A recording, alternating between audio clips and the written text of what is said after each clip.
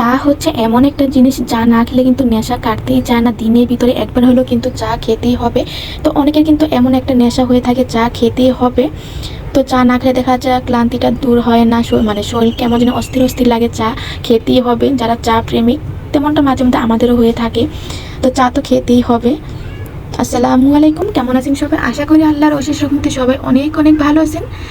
আমরা অনেক ভালো আছি। ভিডিও শুরুতে চা দিয়ে শুরু করলাম। আপনাদের তো সাথে নিয়ে খেতে পারবো না, তো দেখাতে পারবো ইনশাল্লাহ। সম্ভব হলে একসাথে আপনাদেরকেও সাথে নিয়ে চা খাবো।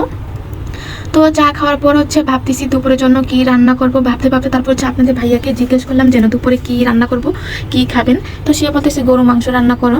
তো গরু মাংস রান্না করার জন্য হচ্ছে আমি এখানে হচ্ছে গরু মাংসটা ভালো করে ধুয়ে পরিষ্কার করে নিছি, সলিড যে মাংসগুলো থাকে ওইগুলা। তো জামাই যেহেতু খাইতে চাইছে গরু মাংস, তো মাংস তো খেতে খেতে বেশ একটা ভালো লাগে না, তারপর বলতেছে না আজকে মাংস রান্না করো। তো এদিক দিয়ে হচ্ছে আমি মানে অনেকগুলা শুকনা মশলা ভেজে রেখে দিছি, এখন ব্লেন্ড করে একটা গুঁড়া তৈরি করে নিব। আর আমি হচ্ছে আজকে হাতে মেখে হচ্ছে গরু মাংসটা রান্না করব। এভাবে একবার হলো রান্না করে দেখতে পারেন, আলহামদুলিল্লাহ এইভাবে মাংসটা রান্না করলে অনেক টেস্ট হয়। তো এখানে হচ্ছে আমি হলুদ, মরিচ গুঁড়া, লবণ, পেঁয়াজ, আদা রসুন পেস্ট দিয়ে হচ্ছে আমি ভালোভাবে হাতে মেখে 1 ঘন্টার মতো রেখে দিব। দেন পরে হচ্ছে আমি একটা মশলা গুঁড়া করে ওই মশলাটা এখানে দিয়ে দিব। তো এইভাবে মাংসটা মেখে রেখে দিলে দেখা যায় মাংসটা অনেক সফট হয় আর খেতেও কিন্তু ভালো লাগে, ভিতরে মশলাটা ঢুকে।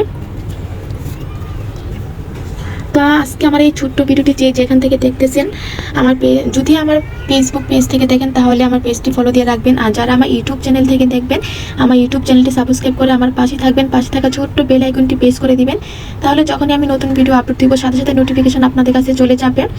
তো এদিক দিয়ে হচ্ছে আমি মশলাটা গুঁড়া করে একটা কাচের বয়মে রেখে দিব। তাহলে দেখা যায় কি এই মশলাটা এরকম করে রেখে দিলে 6 মাসের বেশি আপনারা রেখে খেতে পারবেন। প্রতিদিন তো গুঁড়া করা সম্ভব হয় না এরকম করে। আর এই মশলাটা দিয়ে আপনারা বিভিন্ন ধরনের আইটেমে কিন্তু আপনারা ব্যবহার করতে পারবেন, যেমন গরু মাংস, খাসির মাংস, গরু মাংস রেজালা, হাঁসের মাংস, কাচ্চি, বিরিয়ানি, রোস্ট, আরও বিভিন্ন আইটেমের ব্যবহার করতে পারবেন। তো আমি এরকম করে কাচের বয়মে ভরে হচ্ছে আমি রেখে দিব। তারপর হচ্ছে এদিক দিয়ে দুপুরে রান্না করতে চলে আসছি। তো গ্যাসও বেশি নেই, অল্প গ্যাস, এই গ্যাসেই রান্না করতে হবে। তো এখানে কিন্তু আমাদের এখানে গ্যাসের অনেক প্রবলেম হয়। তো এদিক দিয়ে হচ্ছে দুপুরের জন্য ডালের বড়া বানাবো। তো ডালের বড়াটা বানাতে যা যা লাগে সব কিছু দিয়ে মেখে হচ্ছে আমি বড়াটা ভাজতে বসিয়ে দিছি। তো ভাবলাম একটু একটু করে আপনাদের সাথে শেয়ার করি। আর এই পাশ দিয়ে হচ্ছে মাংসটাও আমি বসিয়ে দিছি। তো এখানে কিন্তু কোনো পানি দেইনি, মাংস থেকে কিন্তু অনেকটা পানি উঠে আসছে। তো আমি অল্প অল্প পানি দিয়ে হচ্ছে মাংসটা ভালোভাবে কষিয়ে নিব। তো দেখা যায় অনেকে রান্না করার সময় একসাথে অনেকগুলো পানি দিয়ে দেয়। তো আমার কাছে কিন্তু তেমনভাবে রান্না করতে ভালো লাগে না। আমি অল্প অল্প করে পানি দিয়ে মানে কাপ দিয়ে মেপে 1 কাপ করে পানি দিয়ে অল্প অল্প পানি দিয়ে হচ্ছে মাংসটা ভালোভাবে কষিয়ে নিব। তো বেশি পানি দিলে কিন্তু ওই টেস্টটা থাকে না আর খেতে এতটাও ভালো লাগে না। অল্প পানি দিয়ে কিন্তু কষিয়ে কষিয়ে তারপর আবার পানি দিলে কিন্তু তখন কিন্তু এইভাবে মাংসটা রান্না করলে খেতে ভালো লাগে। তো আমি যখনই মাংস রান্না করি না কেন অল্প অল্প পানিতে কিন্তু মাংসটা কষিয়ে নিই, একেবারে বেশি পানি দিয়ে সিদ্ধ করতে বসিয়ে দিই না, তাহলে কিন্তু ওই মাংসটা আমার এতটা টেস্টটা লাগে না। তো আমি যেভাবে রান্না করতেছি, তো রান্না তো সবাই পারে, এক এক আপুদের রান্না স্টাইল এক এক রকমের হয়ে থাকে।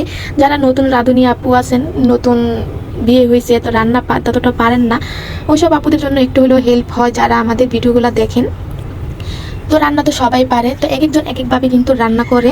তো এই কিন্তু আমার রান্নাটা প্রায় হয়ে গেছে।